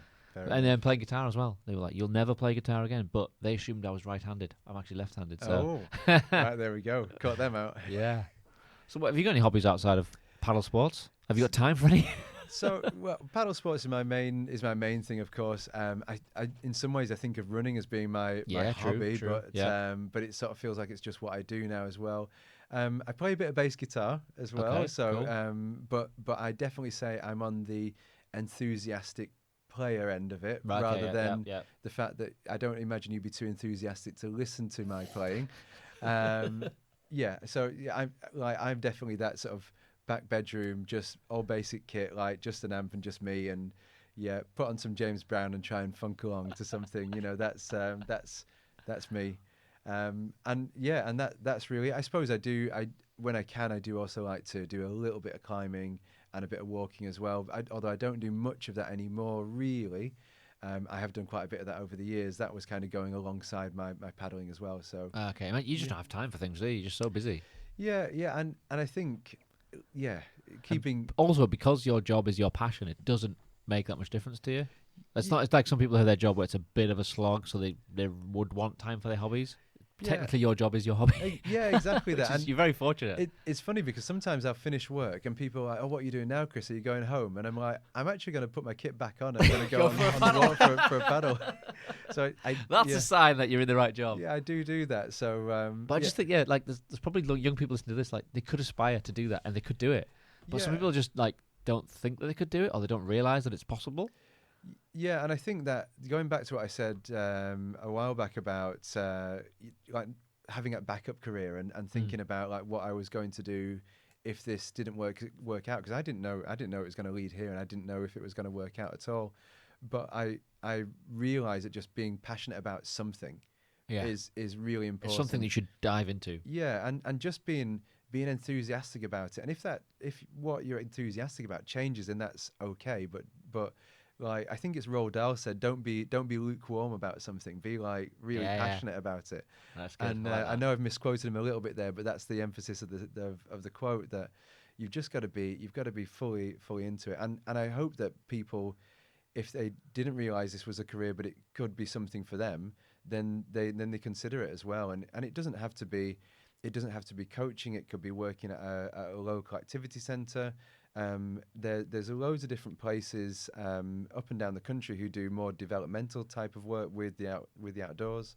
So there's loads of avenues for people to be an outdoor instructor and go out and do that sort of thing. Yeah, I'm an accidental paddleboarder.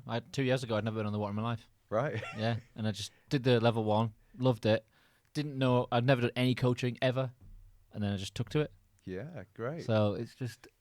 And you never know where those things will lead. Exactly. Do you? You never know. I never would have even considered it. Yeah. Never even thought it was a possibility, and now I do it for a job. Yeah. It's crazy, but that's the thing. You got to try these things. Absolutely. Like just my one of my key philosophies in how I live my life is just saying yes to opportunity. Yeah. So if it looks good and it feels good and it might be a bit unusual or a bit scary or you're not sure, just go for it. Just try it out. Like as I've got older, I like being out of my comfort zone. Yeah. I like a challenge. I just like to try different things. There's a lot when of I was learning younger, that happens there. There was a lot of a battle to get me to try things, but now I fully embrace stuff like that.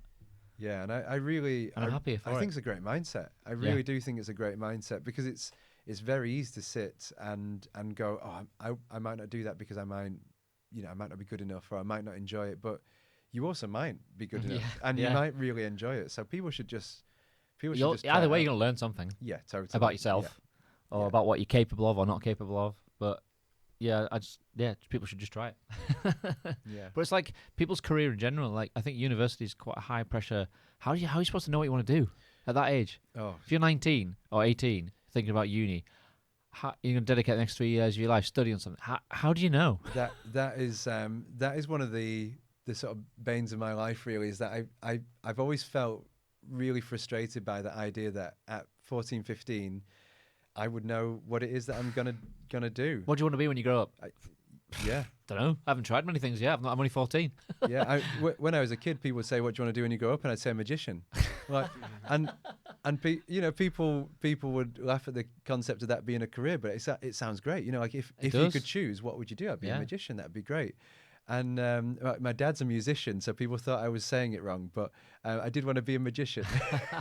But yeah, I remember at school like doing one of those tests where you answer 100 questions and it tells you what career you should do. Yeah. Now that's just a Facebook post, isn't it? Yeah, exactly. And I came back out with the answers, and it said to either be a bin man, like an environmental specialist, or a vet.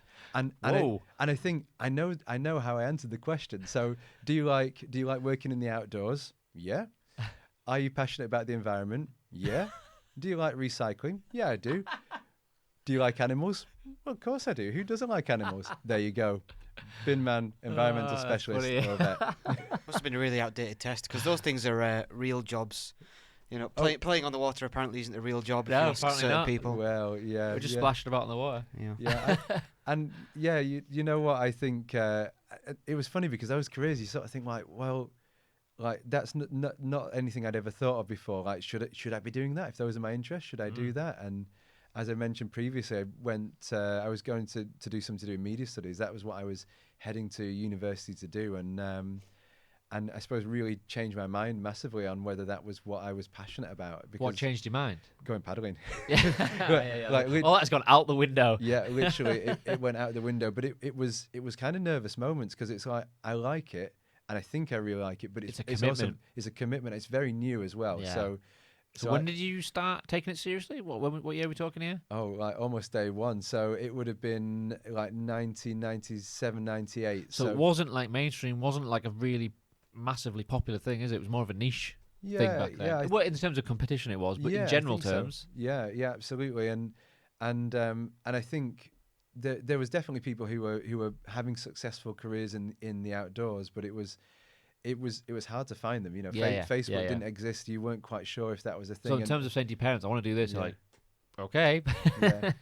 I was quite fortunate that my uncle had worked quite a lot in the outdoors as well. So I suppose he had an avenue to the idea that was possible to do that kind of career. But it still didn't feel particularly, like, he was the only one that I knew. So it didn't feel like it was particularly mainstream to do that as well. And I think, of course, people often assume that what you say you're doing at 15, 16 will just fade out, and you'll get a real job or whatever. Sometimes that does happen. And there was a history of that happening, which is why it's a thing. Yeah. But I'm quite pleased I've stuck with it. I bet you are. What was your answer, Liam, to what do you want to be when you grow up? I don't remember doing that specific test. No, just in general, if people say, what do you want to be when you grow up? What did you want to be? TV repairman. That's very specific. Yeah. And then, what was it after that? A joiner. And then an accountant. And then and then I think I came around to TV repairman again. Can you fix a TV these days? I have done before. Okay. It was just anything vaguely technical, which I guess is what I do now. So it's kind of come full circle. Some of those careers sound great, actually. Like, if I think that, I'd have to be a magician. Actually, that'd be great. It would be cool. For me, it was always just football. I want to play football. Yeah, but I just had a knack for fixing things, because it was the growth of technology in like the late 90s, and I just had a knack for it when all my older relatives didn't, and I was like, maybe I could do this. I could help people fix their TVs. Yeah, like things like buying like PCs, taking PCs apart, and like, how does this work? What does this do? I like stuff like that, technological stuff. Yeah, and useful skills. Yeah. Useful skills for sure. Absolutely. Oh, absolutely, yeah. Like, there's other things like in school that they don't teach, like basic things like what are interest rates, what's a credit card, how does a mortgage work, how do you change a tire, how do you check your oil. None of that do you learn at school. Yeah, I wish some of those things had been taught more directly at school, but Yeah. Like we should have done like how to fill in your tax return. Like that would have been a lesson on something that. Useful that you great. know you're going to use and have. Something's definitely going to happen in your life. But like you like really complicated maths equations like most of us won't use. Yeah, absolutely. I've been listening to Billy Connolly's autobiography while I've been running just recently, and he said that algebra is one of like his least useful things. Like nobody ever comes up to you and says, could I have some directions, Billy? And he said, well, you would never say, well, if I'm A and you're Y and we multiply that, like nobody ever answers it like that, do they? So. Yeah, I'm sure actually, like in the work that I do, there probably are quite a lot of mathematical equations. There's probably a bit more applied sort of maths that I know and could use, but connecting the subject to the to make it useful to learn it, I think is really important. So like, why are we studying maths and algebra? Why are we studying this? Or why are they the core on language as well? Yeah. Well, obviously languages are not more often, but there's literature and language as well. So. Yeah, and I'm not against education at all. I come from a family of teachers, so I'm sort of behind like education. It's more about what they teach or how they teach it. Yeah, because I've realised now that I had a really bad history teacher because I found history so boring at school. But I've recently become interested in it as I've got older because like you can look us up online, you can read books about it, but the teacher obviously wasn't into it. Yeah, and this comes back to like about coaching. If you're not into it. He was just reading out of a book. It was just like this and then this. And he was like, I'm asleep. But if someone's really into it, that comes across. Totally. Like we remember great teachers, don't we? Yeah, we always remember great teachers. The detail of what they taught us or what they did. Always sticks out in your mind, doesn't it? Yeah, or someone once said to you will stick in your mind. Advice or things like that. Yeah. Yeah. And I think that's such a responsibility that teachers have, and I'd put myself in that kind of category that have responsibility to be passionate about it and to bring people along on that journey. Like I think, well, what if my maths teacher was like super passionate about it and I did find it really engaging? Would I be thinking really differently about it now? But it's like it's not why we do it, but if someone comes out their way to thank you for coaching or something like that, it's like, well, that makes you realise that you are doing something right. You just keep on that path. Yeah, absolutely. And that feedback's nice. It's nice to get it's nice to get all the fluffy stuff as well, but also the really useful things that people say sometimes about what they might change, what they might do differently. Yeah. Really try and take that. Or I'm always asking more experienced coaches about what they think or what they would do or what they like, what they don't like. Or like different types of coaches and pick parts from what they think. Yeah, and having those people to call upon, to chat to, I think is really, really helpful. Yeah. And having diversity in that crowd as well, so it doesn't just have to be like new. It doesn't have to be like old wise veterans. It could be newer people as well. It's a balance, isn't it? Yeah, totally. It's a bit like in politics or anything like that. You should have people at both ends of the spectrum, so you get a broad picture. Or like if you look at like TV and radio and stuff like that, a lot of the presenters were all older people with a certain accent, but now it could be anybody. Yeah. And that gives everyone a bit more hope that anyone could do anything. Yeah, absolutely. But that's part of what you do as well. So you've got a very broad approach to it, and that's kind of so. How would you compare where you started to where you are now in terms of your coaching? What are the main things that you've adapted? So I think I'm much more willing to try stuff out now. Like I used to be quite rigidly wanting to stick to the lesson plan as such. Yeah. Which there's some comfort in that because you know what it is you're going to do. But now, and I suppose this comes off the back of having so many more years of experience, is that I'm really flexible to just try stuff out and to see if something's going to work and to try something different. And that for me works really well, having that kind of approach, having the confidence to have that kind of approach. Yeah. Sometimes you have to tell people that you're doing that as well. And I think it's okay to say to somebody, I've got something new I'm going to try. I don't know if it's going to work, but do you fancy trying it anyway? Yeah. And who says no? Yeah, exactly. And I think that's a great way to be. That's a confidence thing as well, isn't it? If you're doing it a long time, just say, I'm just going to try this. Like comedians do that with new material. Yeah. I'm going to try this. I'm just telling you now. It might not work. Yeah. But you gauge it as well. That's why you need the people to test the stuff out, to see what kind of reactions you get, see if it works, see if what you say works. Yeah, totally. And I'm always trying to learn as well. So always got my head in some kind of book or listening to something else. And there's some great podcasts out there. I was going to ask you about that. What podcast do you listen to?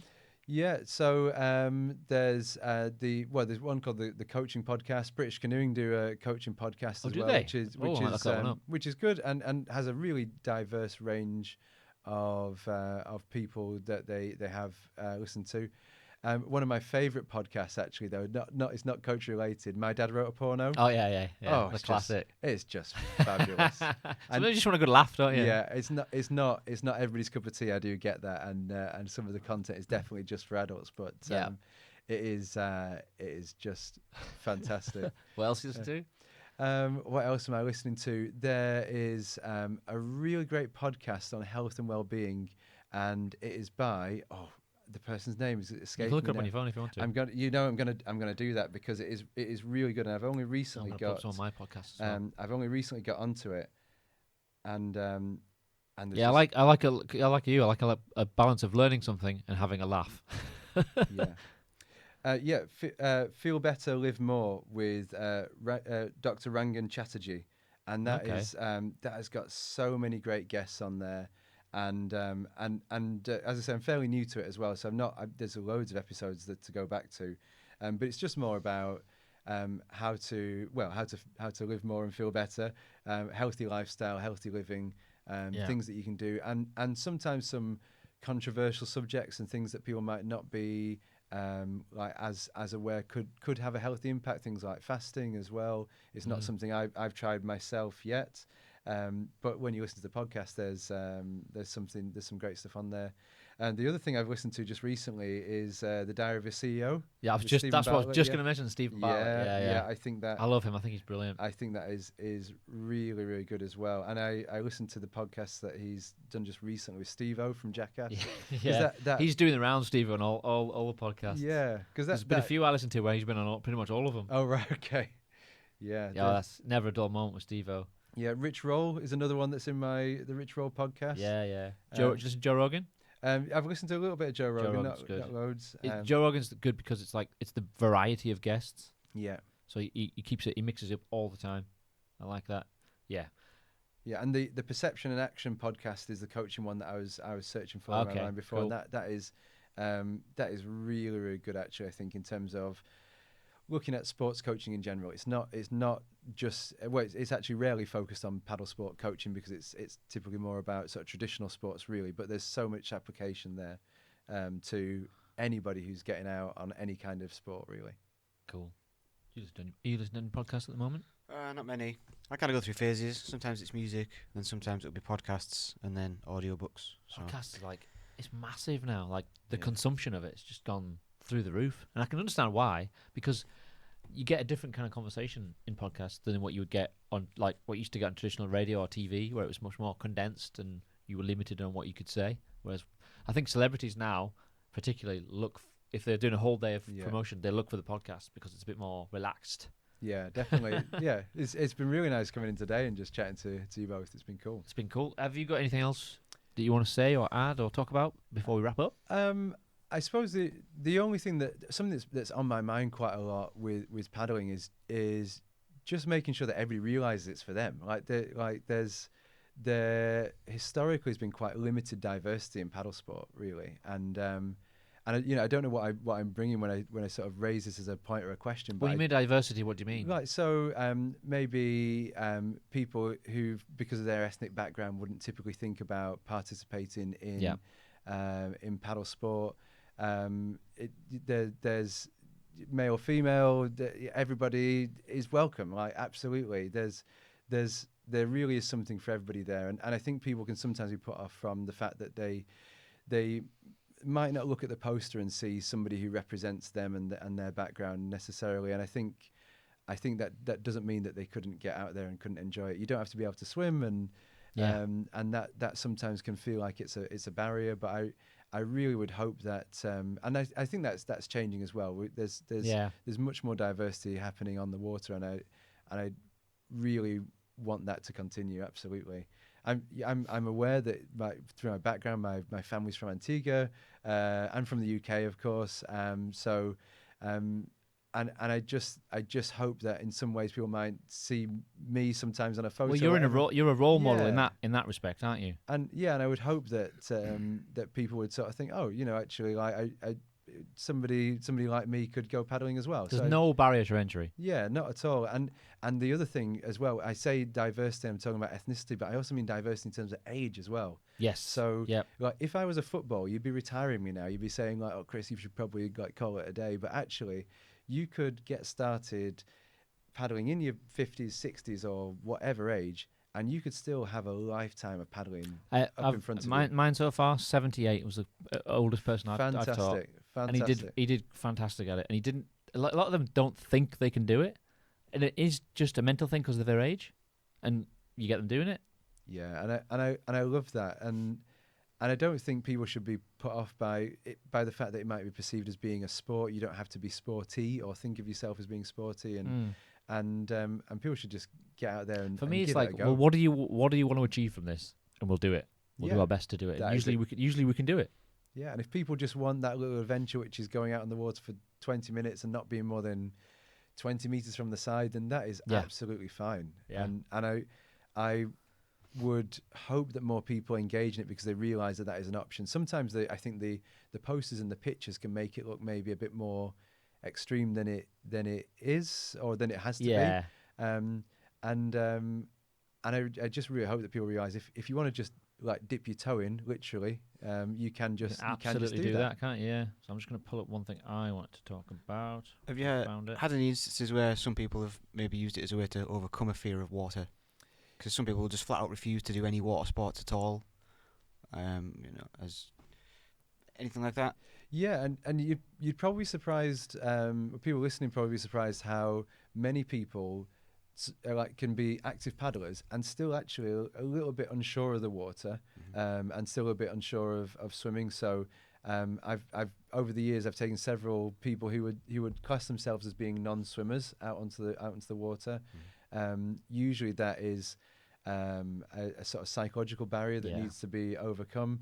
Because you don't necessarily need to be able to do lots of swimming, as I've just said. You wearing a buoyancy aid, you can float as long as you can float around with a little bit of confidence. Then most people are okay. But I think if you're wanting to engage on the water but not necessarily go swimming, then going paddling could be a great way. I've had people where they say they've got no balance, but really what they only lack is confidence, and it's kind of getting them mentally past that barrier, and then there's suddenly there's something ticks, and they just get it. Yeah, so and confidence comes with experience, doesn't it? So yes, it does. You'll be better and feel more confident the second, third, fourth time you go out, won't you? But that first time, I totally remember it, like being really nervous and scared as well. So and I've been on a massive journey with that. So I remember what it's like. Really clearly remember what it was like to be out on the first few times on the water. So but I try, because obviously I've only been doing it a couple of years, so I can still keep that mindset of the beginner. So I try and keep that in mind when I'm teaching people who are doing it for the first time. Try not to go too advanced straight away. Try and keep things simple and fun. Yeah. Fun is the key. If people are enjoying it, then they'll come back. Exactly. Or they'll do it somewhere else. Yeah. You'll start them off on a journey where they might go and do it somewhere else. So something I wanted to talk about, which is kind of related to what you were saying before about the environment and how things have changed. So if you can Google this. Scientists close to proving Earth has entered a man-made, and I had to look this word up, Anthropocene era. Yeah, that is news to me as well. I saw that just the other day. Yeah. Don't even know how to spell that word, but I'm going to give it a go. Google will sort you out, don't worry, Liam. Yeah, I think it's found it. It's top result, Daily Mail, if we must. Daily Mail? Don't know if it was. Yeah, but anyway. Damn cookies. I don't know which publication this was from because I've only taken the top off, but... Yeah, so basically, it means that word is basically a new era of, like if you've had the industrial age or the ice age, we're entering an age where now it can be defined by, we've changed it by us being here. Yeah. Like the Earth has changed because of us. So I think this was in Canada, was it? Is it in Canada? So I was thinking about you, if you went somewhere 5 years ago, 10 years ago, then you go back, like there might be a dam or a river might not be there anymore, or... Yeah, absolutely. So through what I do, I feel really quite connected to what is going on, like in the river and on the lakes and on the sea. I really do feel like I can spot changes, and there's I feel like this is a bit anecdotal, but I think it'd be backed up by what you're talking about here. Seems to be more sort of flash flooding type events that I'm noticing, and also more drier periods as well. Yeah. So whereas previously we might have been able to get out on the water in the rivers so for a longer period of time throughout the year, then like the summer just seems to be very dry at the moment. And I know right now we've been getting like quite a bit of rain and storms and things, but it's still not really affecting it in the same way. This for me and the sort of the climate changing really got on my radar a few years ago when I was out in France, and I walked up to a glacier near where I was paddling, and I went to the same glacier when I first went out there in 2005. So this is, I think it would be about at least 12 years since. And the difference between, and I've literally got the same photo, the difference between where the glacier was back when I first went and where it is now is just stark to see, like how much less snow and less ice there is, like up in the mountains in certain locations is just unbelievable. And it's something that we need to be really mindful of as well. Yeah. And something that I'm trying to be more mindful of as well with my impact and the work that I do, because I'm quite aware that I do drive a lot to get to places, and I'll often be working with people, and I'll invite them all to be there, and they'll usually come separately. So we might have 6 people arrive in 6 cars. So how do we manage that, and how do we think about the impact that we're having as well? Yeah, things like work, doing car sharing or cycling to work, stuff like that. It's all part of this. But it just seems like it almost feels like these last few years the walls are really starting to close in, and more we're hearing stories of this is happening, we're reaching a point of no return, and you just think, what can we do? What is actually, apart from us all doing our bit, what can actually anybody like seriously do? Yeah, and I think like a friend of mine who Cal Major, who I think is really like in the know about all this sort of thing, would say the answer is just to do something. And if everybody's doing something, then and to even just do the tiniest something, and that will make a difference. But if we all do nothing, then if we all thought, well, what's the point? I'm just me. But So so whether that is I don't know. This is just something off the top of my head. Instead of driving to the shops, just like once or twice a week, just walk there and take a bag to bring your shopping back. It might take an extra 15-20 minutes to do the walk. But well, if you think in mainstream things like, well, you can't get plastic straws anymore, we're all on single-use plastic bags, bottles are now being recycled, so that the bigger companies are starting to do it. But we all have our part to play. Like, don't turn your tap on for as long, have shorter showers, absolutely, drive less, and walk more. In the work that I do as well, we're chatting about kit and equipment that I use, and I'm quite fortunate to get a lot of the kit and equipment sort of sent direct to me, which is fantastic. But I'm really making a big point of making that last. So rather than replacing it every 12 months, which it didn't need to be replaced every 12 months, but just because you could, it was a luxury, wasn't it? Yeah, I'm really avoiding doing that now. So I'm just trying to make sure that if I've got a buoyancy aid, that I get its lifespan out of it, and if I've got a jacket or a dry suit that I'm wearing, that I send it back to the manufacturer to have it patched up and repaired, rather than say, oh, can you send me a new one? Which I'd imagine like that would be a really obvious thing to do, but I don't know if necessarily know if everybody's doing it. So a little bit of making things last longer will make a big difference as well. Have you got any videos or anything of you going through all your equipment and talking about what you use or what? There's a bit of stuff on YouTube. Can we look at that? Yeah. Because that's quite... It's obviously specific to you, but you've obviously built up a lot of things that you do over the years, which is why you've ended up using what you use. Is it just you're on YouTube channel? So I'm not hugely active on that as well. So if you search for Palm Equipment if you put my name in, Chris Brain. Have I spelled it right there? Yeah, that's it. Yeah. Chris. I think it'll bring some videos. Oh, there he is. Yeah, there we go. So there's some. Oh, bloody hell. Hi, I'm Chris, and I've got a few simple tips to help with your mindset when you're getting out on the water. First thing, think about your preparation. How long ago was this? This is maybe 4 years ago, something like that.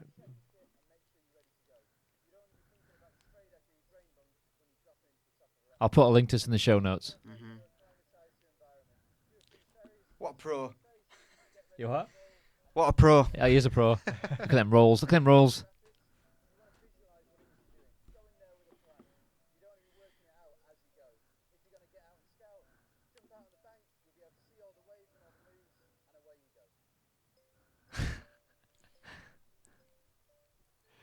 Oh, he makes it look so easy.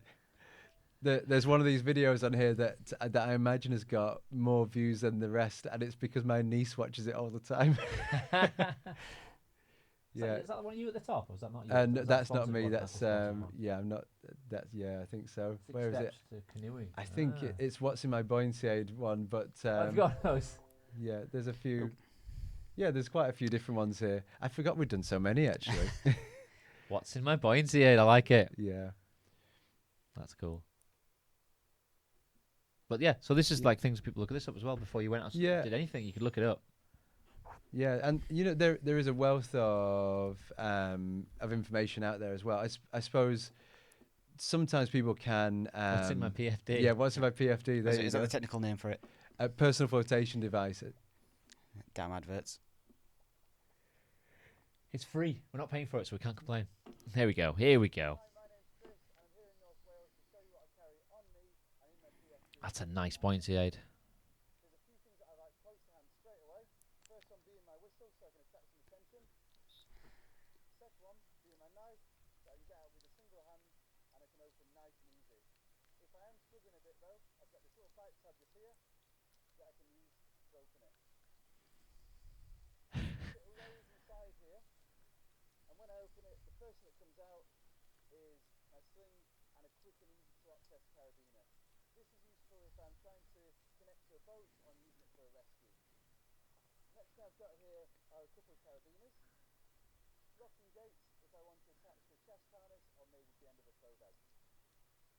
Are you watching and learning? I am.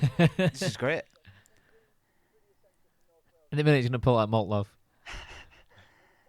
There it is.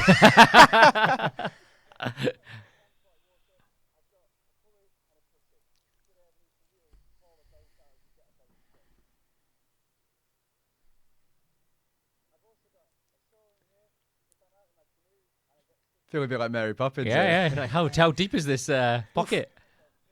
Look at that. Gosh, you call that a knife? Try taking that on a plane. Oh yeah.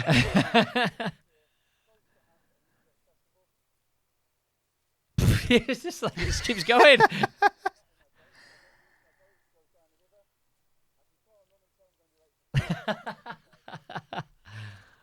Nice. How long did it take you to do that? Yeah. So, I think I'm pretty reasonable at these kind of conversation type things. I think I can do that quite well. That is not the first take on that one. That was one of those harder. like. Are you aware of Palm, the brand? Is that something you're familiar with? No. Oh, okay. Yeah. Is it just paddleboarding stuff? Because I'm not. It's not just paddle. It's just general paddle sports. Yeah. All Palm is like a premium brand. I'm not an outdoors person. No. So. Yeah. This is all new to me as well. Just learning on the job. But yeah, Palm is good. Yeah, absolutely. Well, you have to get going. You have to get out. You think so? I'll have to take you. We'll have to go. Maybe. You know, another place, the hotel. Yeah. They do hire from there. We'll go. Okay. That's it. You're in. You've We're just in. committed. Looks that way. Now we'll go sometime. But Chris, it's been awesome. Yeah. Thanks Thank you for having me. We'll probably do this again in a couple of years. See whatever adventures you've been on, and next time we work together. So it's been cool. Thank you very much. Thank you. Cheers. See you, man.